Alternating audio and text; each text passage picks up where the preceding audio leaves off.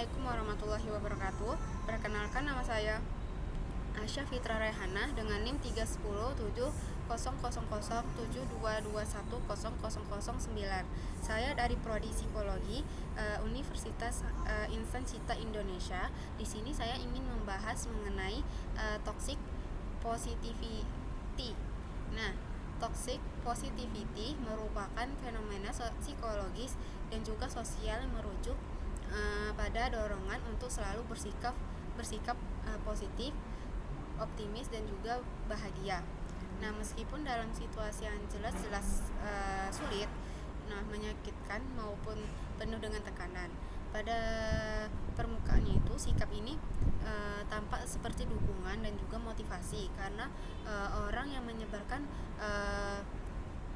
pesan yang positif itu selalu ingin menginspirasi, motivasi dan juga membantu orang lain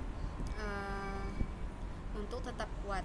Namun ketika berlebihan dan diterapkan tanpa memperhatikan kondisi emosional seseorang, toxic positivity justru dapat menimbulkan dampak negatif yang serius.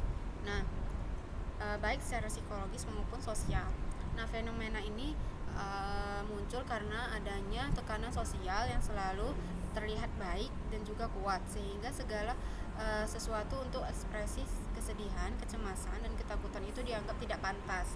Nah, akibatnya itu individu yang menghadapi masalah atau emosi negatif seringkali merasa terisolasi, tidak terima atau bahkan merasa bersalah karena tidak mampu untuk bersikap positif.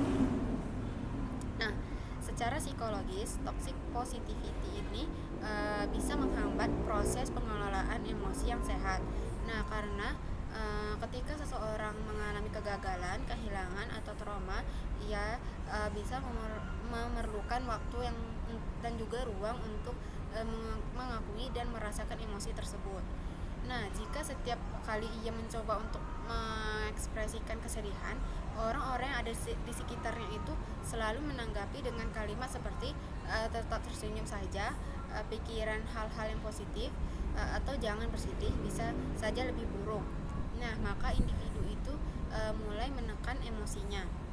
Nah, penekanan emosional ini bisa menyebabkan stres yang kronis, kecemasan, depresi dan juga perasaan yang tidak berharga.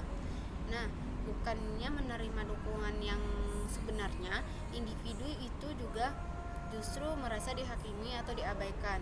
Dalam jangka yang pendek, efek ini bisa mengganggu kesehatan mental secara signifikan karena individu itu kehilangan kemampuan untuk menghadapi masalah dengan cara yang sehat. Nah, selain itu, toxic positivity ini juga berdampak pada hubungan sosial. Nah, ketika seseorang itu selalu dipaksa atau diajak untuk bersikap yang positif, komunikasi yang autentik menjadi hambatan. Orang yang menghadapi kesulitan akan merasa bahwa orang lain itu tidak benar-benar memahami atau mendukungnya. Nah, hal ini itu bisa menciptakan jarak emosional, menurunkan tingkat kepercayaan dan juga bisa memicu konflik interpersonal dalam lingkungan kerja. Misalnya itu toxic positivity sering muncul sebagai budaya yang selalu bahagia dan bersemangat. Nah, yang mengabaikan tekanan kerja, stres dan juga burnout karyawan.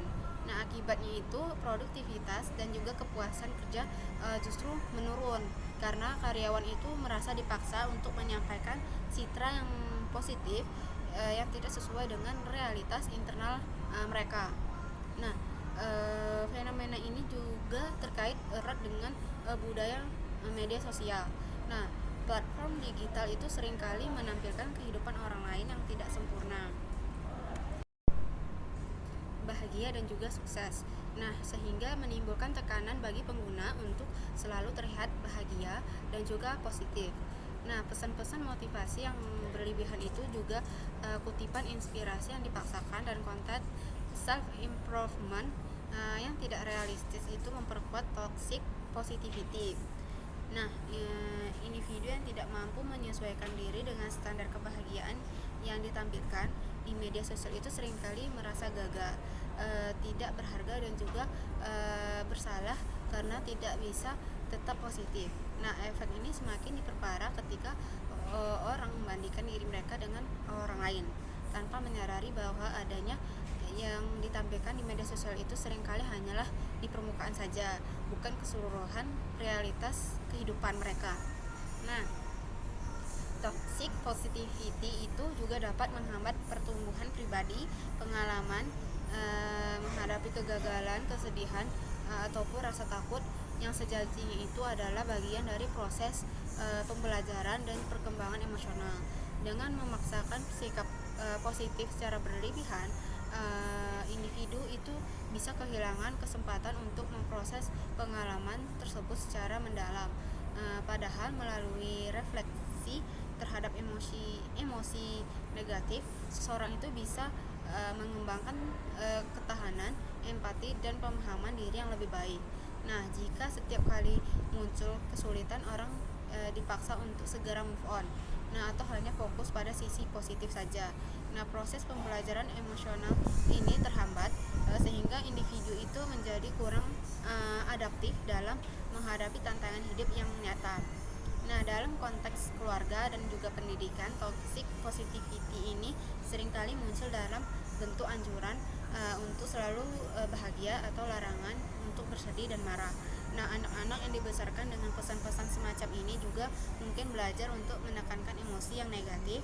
Mereka menganggapnya sebagai sesuatu yang salah atau memalukan. Nah, akibatnya mereka itu tumbuh dengan individu yang sulit untuk mengekspresikan perasaan secara sehat dan juga lebih rentan terhadap stres, kecemasan, atau depresi di masa dewasa.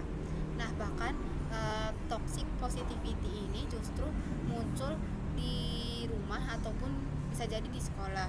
Nah, hal ini bisa mempengaruhi cara anak-anak untuk membangun hubungan dengan orang lain karena mereka itu belajar bahwa emosi harus dikendalikan atau disembunyikan demi memenuhi ekspektasi sosial mereka. Nah, selain itu, toxic positivity ini juga mempengaruhi cara seseorang untuk menghadapi trauma dan juga kehilangan ketika seseorang itu mengalami kematian anggota keluarga mereka, perceraian orang tua, kegagalan besar, ataupun peristiwa traumatis lainnya. Respon yang dipaksakan untuk tetap positif dapat memperburuk rasa sakit dan juga memperlambat proses penyembuhan emosional. Nah, tetapi psikologis menekankan pentingnya validasi emosional, yaitu mengakui dan juga menghormati perasaan seseorang tanpa mencoba untuk mengubahnya menjadi sesuatu yang lebih positif secara paksa. Nah, validasi ini membantu seseorang untuk merasa didengar, diterima, dan juga mampu untuk menghadapi kesedihan mereka secara sehat, berbeda dengan toxic positivity yang menekan emosi yang alami. Fenomena toxic positivity ini juga tidak hanya berdampak pada individu saja, tetapi juga pada masyarakat secara luas. Nah, ketika budaya menekankan bahwa semua orang harus selalu bahagia, optimis, dan produktif, mereka yang mengalami kesulitan atau ketidakbahagiaan itu seringkali diabaikan, dikucilkan, dan juga dipandang lemah atau sebelah mata.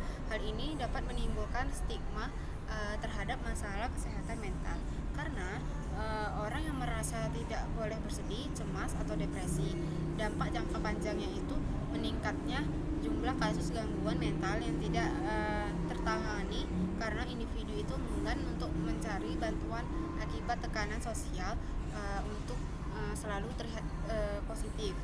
Nah, untuk itu penting bagi masyarakat untuk memahami perbedaan antara sikap yang positif, yang sehat, dan juga toxic positivity. Nah, bersikap positif juga dengan cara yang realistis, penuh dengan empati, tetapi juga tetap berusaha untuk melihat sisi baiknya, tetapi juga memberi ruang bagi emosi negatif yang dan juga pengakuan terhadap kesulitan yang nyata. Individu perlu belajar untuk menerima perasaan mereka sendiri, mengekspresikan emosi mereka secara sehat, dan juga mencari dukungan ketika diperlukan. Begitu pula lingkungan sosial harus mendukung validasi emosional, mendengarkan dan juga hadir sebagai sumber dukungan yang tidak memaksakan kebahagiaan. Nah, dengan pendekatan ini masyarakat dapat mengurangi dampak toxic positivity dan juga meningkatkan kesejahteraan psikologi secara menyeluruh. Baik, sekian pembahasan yang dapat saya sampaikan pada video kali ini. Terima kasih. Wassalamualaikum warahmatullahi wabarakatuh.